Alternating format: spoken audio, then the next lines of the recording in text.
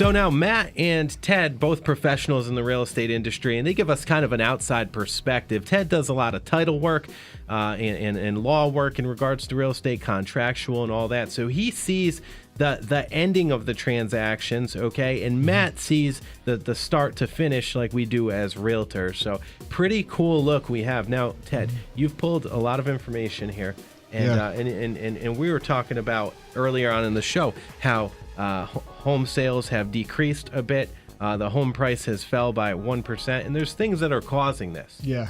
Okay? I mean, I did a little research on it because I noticed it as well. You know, sitting in my office. Usually this time of the year, you're busy. You're moving from one transaction to another, and people are looking to move before the schools open, but.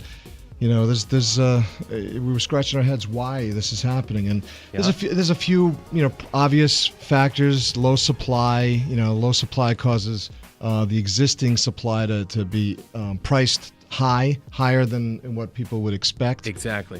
There's also some fear of interest rates increasing, and there's some uncertainty in Washington with the president's economic agenda. Mm-hmm. It's always on the news. There's always people poking holes in his process.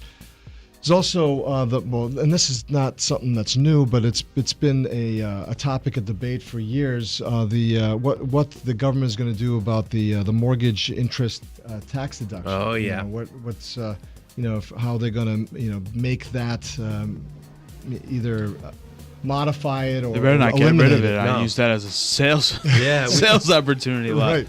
Basically, to our listeners too, because some may not be homeowners, right? With the mortgage interest deduction allows you to deduct the amount of interest as a write-off if you're a homeowner. Huge incentive to buy a house. It's a big incentive. That's one of the things. I mean, I can't remember, being a consumer as well, of not having the deduction, all these years, and I'm older than you guys, so.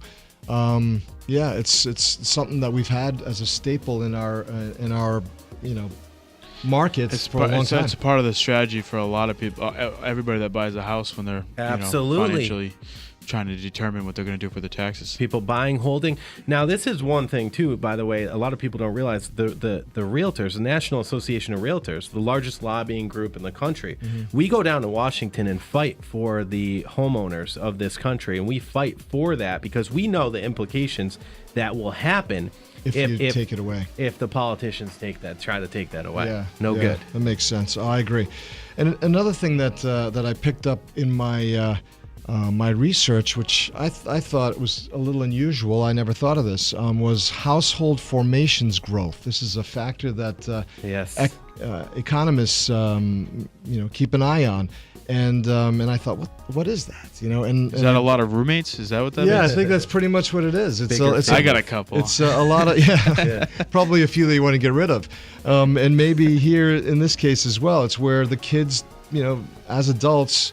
Decide to move into the basement and stay there. And shared living and shared expenses. We see it all the time. Actually, this year in January, the state of Rhode Island said it's okay to have an auxiliary unit anywhere in the state without special permits, okay, as long as it's within, setbacks. So you can build on an auxiliary unit to your home for a parent of the age 62 or over. Or a relative, age 62 or over, as like an in-law. Mm-hmm. Okay, so if not, it's considered multi or a second unit, right? Well, no. It wouldn't be that. You'd have to have a variance with the town, all this other stuff if it wasn't in the zoning.